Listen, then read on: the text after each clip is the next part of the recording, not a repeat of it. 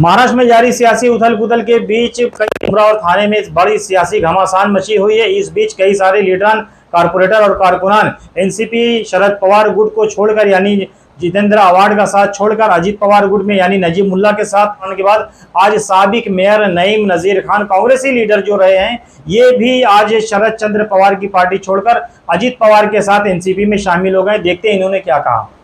और आज हमारे मुमरा के बहुत सारे मुसलमान लोग आज दादा के नेतृत्व के अंदर ज्वाइंट हुए और आने वाले दिनों में इसका रिजल्ट आप लोगों को मालूम होगा।